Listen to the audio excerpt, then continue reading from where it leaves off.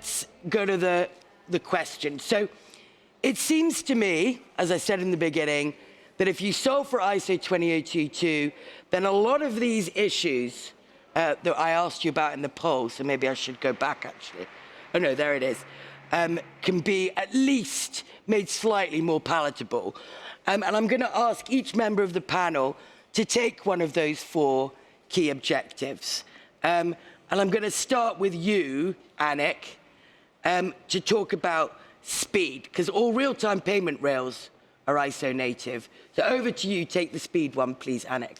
Yes, surely. Gladly so. Indeed, it was one of the very, very early legends around ISO 20022 that it would slow down payment processing because there'd be all that data on it, and that would really not do the end-to-end straight through and fast as possible type of chain. All that good, but indeed that is absolutely not how it panned out, because the more structured your data is, the faster it can run, and actually the better it will also be processable by everyone else in the chain. And I think what we often forget in that speed discussion is, where for us the job is done. On the corporate side, it's only about to begin. And yes, a lot of corporates are not ready for this today, but one day they will be, and then it will actually lead to speed benefits that are far greater than those that we can actually probably generate through the payment chain. But that comment aside, indeed, both for payment processing and also on the fraud detection side, ISO 20022 is probably the best conceivable layer that we have today, and is an incredibly great asset in achieving the G20 targets. Agreed. Now let's look at access. So interoperability through standardization. Over to you, Vitas. I think it's only by having an harmonization of the format everywhere that we can reach interoperability. Sorry. So to rely on what Annick said, I think ISO 20022 is really the glue of everything we have seen, and I will say from the poll it's a bit of everything. So without ISO we won't make it. We see more and more, if not all, market infrastructure around the world going to ISO, and this is a good step.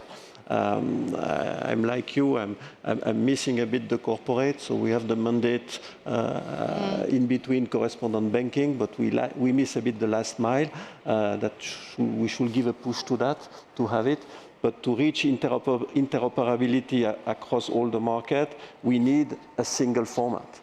Otherwise, it will be more complicated. It will slow down payment if we need to transform. So it goes really all together. So the glue for me is ISO, and one of the aspects will be to solve interoperability, of course, yes.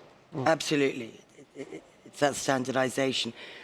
Francois, over to you for transparency, that rich, structured, enhanced data. Yes.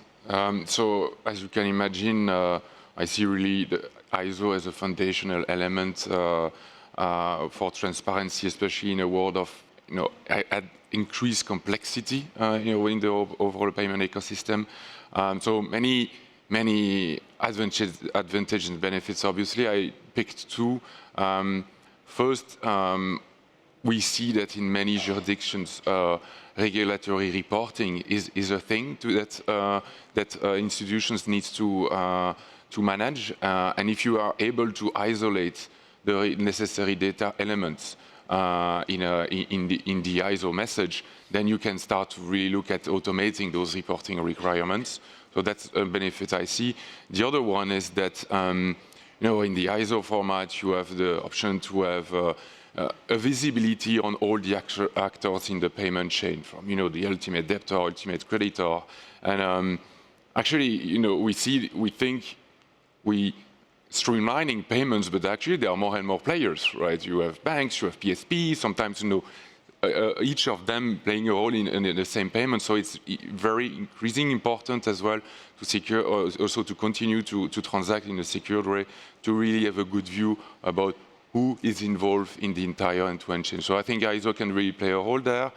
And maybe to complement to area where I see collaboration across the entire ecosystem being very, very key. It is about the adoption of the ISO standard across the different infrastructures, cross-border, but domestically. But obviously, it needs to be an harmonized version of ISO, so that data can flow across borders and across jurisdictions. And there was a second element, and the standards needs to continue to evolve, right? It's we see new data elements which are becoming more and more relevant. Let's say digital wallet instead of a bank account, or also to accommodate new forms of value such as digital currencies. Okay, great. Thank you, Francois. Just realized I'm letting the time run away with me. But I want you, Alex, please, to cover the cost aspect, this mitigation of false positives and reduction in friction. So can you take that one, please? Yeah, sure. Before I go on to cost reduction savings, I think it's worth acknowledging that as an industry and as a bank and like many of perhaps others in the room, the move to ISO 20022 has cost an awful lot in terms of investments to upgrade systems, infrastructure. So I think that's worth acknowledging. And agreed, yeah. But at the same time, as Francois mentioned, it is foundational. ISO is a long-term play to ensure that it can the future benefits of speed, cost, transparency, etc. can be realised. Just to bring it back to costs, as I've already mentioned. Certainly from a JP Morgan perspective, we've already made a lot of progress in terms of the adoption of new technologies, such as machine learning and AI. The more structured and enriched nature of ISO 22 can only further enhance and improve with the use of those technologies, the cost savings and so forth that can be realized. Okay, great. Well, thank you. So we've covered all those four aspects. Let's look at these poll results. Could you pull those up, please? Again. Right, so, I mean, we've got a clear front runner here. So the ability to leverage structured and enhanced data. I'm going to leave these up because unless anyone's got anything dramatic to comment on, I mean, I'll go to you, Francois.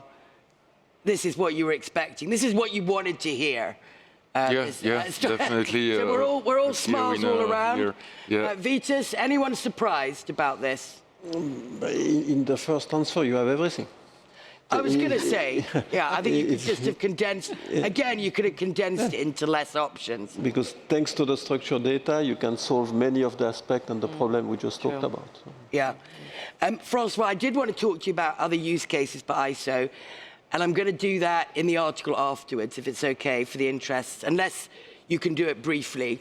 The main kind of use cases. Maybe a few. I mean, I will build on what Alex was just saying on the cost element. Obviously, we just touched upon the improved fraud monitoring aspects.